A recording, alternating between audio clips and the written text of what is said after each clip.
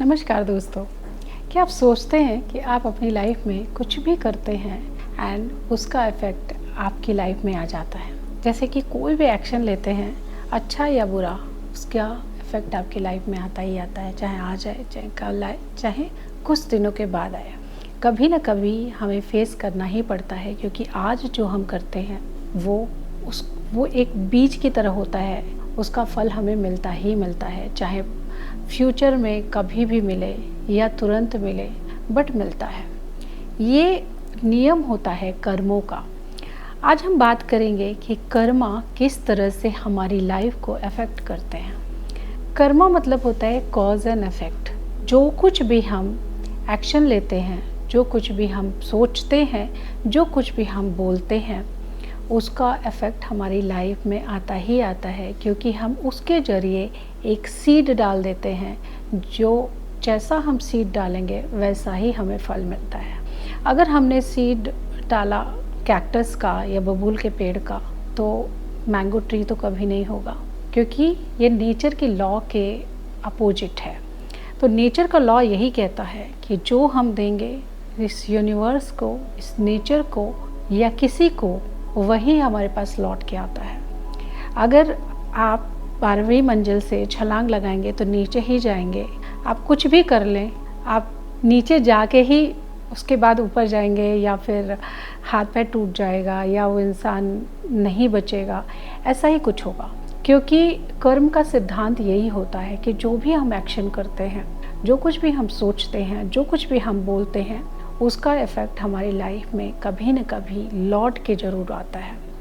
कर्मा भी कई प्रकार के होते हैं। कई बार आप लोगों ने देखा होगा कि कुछ लोग अपनी लाइफ में लगातार कुछ बुरा करते जा रहे हैं, लेकिन उनकी लाइफ ठीक चल रही है, नॉर्मल चल रही है। और कुछ लोग जैसे ही कुछ गलत करते हैं, तुरंत उनकी लाइफ पे उसका इफ़ेक्ट आ जाता है। और कुछ लोग आज गलत करते हैं, लेकिन उसका लाइफ में बहुत दिनों के बाद कुछ इफ़ेक्ट आता है। ऐसा क्यों होता है कि कर्मा किसी को तुरंत पनिश कर देता है और किसी को बहुत बाद में?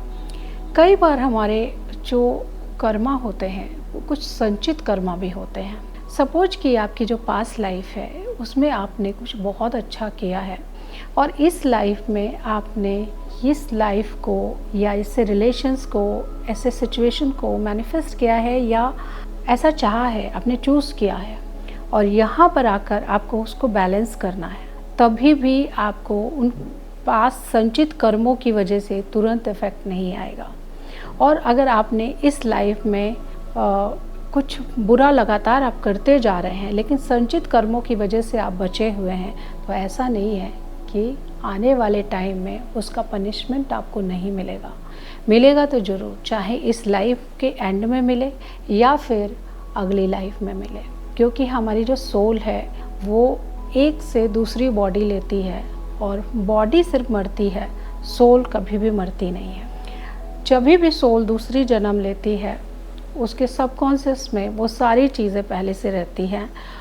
और दूसरी बात ये कि जब वो सोल जन्म लेती है तो अपने इस लाइफ के कर्म के अकॉर्डिंग अगला बर्थ चूज़ करती है।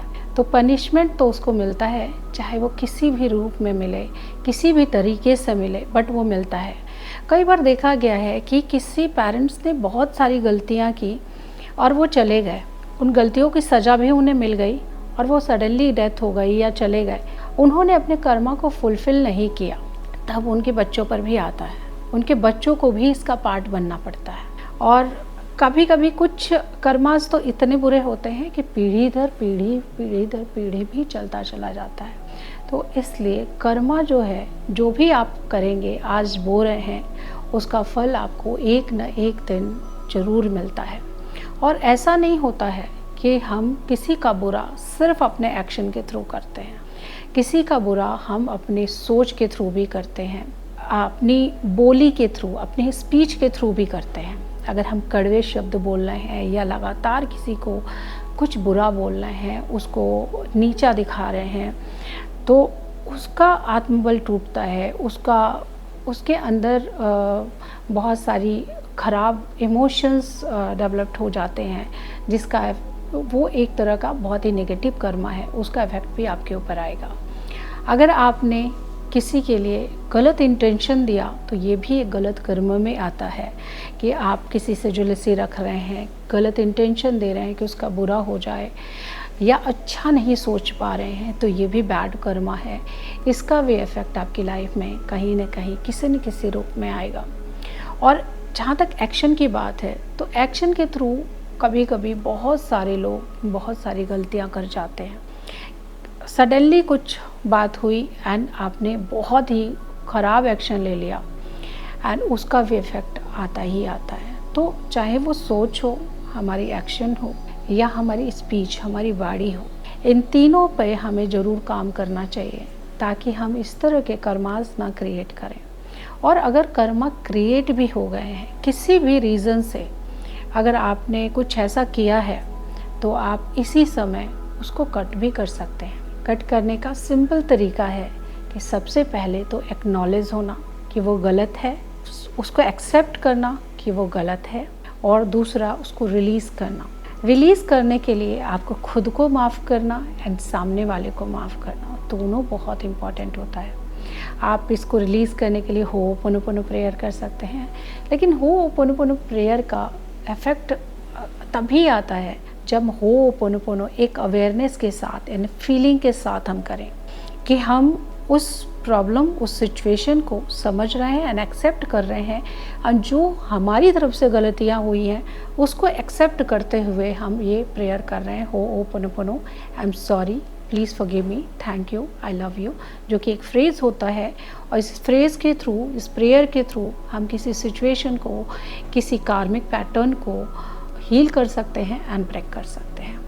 तो जब भी आपके सामने कुछ ऐसे सिचुएशन आए जहाँ पर आपको लगता है कि आपने कुछ गलत कर दिया या हो गया, कई बार हमारा इंटेंशन नहीं होता है, गलती हो गई, या किसी लाइफ की किसी भी मोड़ पर आपको ये रियलाइज़ होता है कि आपने कुछ गलत किया है या हो गया है आपसे, सबसे पहले तो आप माफ़ करिए एंड देन लेट गो करिए। उसको लेकर आपको ढोना नहीं है उसको, क्योंकि वो पास्ट का इवेंट है, वो ख़त्म हो गया। अगर आप माफ़ करेंगे तो आपकी तरफ से क्लेंजिंग होनी शुरू हो जाएगी। जब क्लेंजिंग हो जाएगी तो उसका इफ़ेक्ट भी आपकी लाइफ में नहीं आएगा। हो सकता है इफ़ेक्ट आए भी तो बहुत छोटा मोटा आएगा, बड़ा इफ़ेक्ट नहीं आएगा। तो अगर आप एक स्पिरिचुअल प्रैक्टिशनर हैं, आप होओपोनोपोनो जानते हैं, हीलिंग जानते हैं, तो ये बहुत ही अच्छी थेरेपीज़ होती हैं, बहुत अच्छी टेक्निक्स होती हैं जिनके थ्रू आप कार्मिक पैटर्न को हील कर सकते हैं, कर्मास को हील कर सकते हैं, बैलेंस कर सकते हैं। और कर्मा को हील करने के लिए एक बहुत ही अच्छी हीलिंग मॉडलिटी होती है जो होती है करुणा रेकी। करुणा रेकी में सिखाया जाता है कि किस तरह से आप अपने कार्मिक पैटर्न को हील कर सकते हैं, उसको ब्रेक कर सकते हैं। लाइफ में बार बार कोई चीज़ रिपीटेड फॉर्म में हो रहा है तो इसका मतलब है कि कोई न कोई कर्मा आपको डिस्टर्ब कर रहा है, इस लाइफ में डिस्टर्ब कर रहा है, यानी वो हील नहीं हुआ है, अनहील्ड है, उसको हीलिंग देने की ज़रूरत है। कभी आप बहुत ज़्यादा रिलेशनशिप इशू फेस कर रहे हैं या फिर मनी रिलेटेड इशू फेस कर रहे हैं, हेल्थ रिलेटेड इशू फेस कर रहे हैं, तो एक बार रुकिए और सोचिए कहीं इसका रिलेशन इन चीज़ों से तो नहीं है, कहीं इसका रिलेशन आपके अपने थॉट से तो नहीं है, आपके अपने इमोशंस से तो नहीं है, कहीं उसको हील करने की ज़रूरत तो नहीं है, किसी कार्मिक पैटर्न को हील करने की ज़रूरत तो नहीं है। वहाँ पर आप होओपोनोपोनो प्रेयर कर सकते हैं, अपने आप को माफ़ करिए, सामने वाले को माफ़ करिए एंड अपनी प्रॉब्लम को एक्नॉलेज करिए एंड उसको हील करिए। अगर आप हीलर हैं तो आप आसानी से उसको हील कर सकते हैं। करुणा रेकी में बहुत सारे ऐसे सिंबल्स हैं जिनके थ्रू आप अपने कर्मास को, अपने इस प्रेजेंट लाइफ के, पास्ट लाइफ के कर्मास को हील कर सकते हैं, उसको बैलेंस कर सकते हैं। ये था दोस्तों कर्मा के बारे में कि कर्मा किस तरह से हमारी लाइफ को अफेक्ट कर सकते हैं। आई होप कि आपको ये अच्छी तरह से समझ में आया होगा कि अगर कुछ भी आप लाइफ में इश्यूज फेस कर रहे हैं तो उसका रिलेशन कहीं ना कहीं इससे है और आप उसको हील कर पाएँ, उसको ठीक कर पाएँ। इसके बारे में और ज़्यादा जानना है तो जुड़िए मेरी कम्युनिटी से, और डिस्क्रिप्शन में मेरा कम्युनिटी लिंक पड़ा हुआ है, उससे ज्वाइन करिए।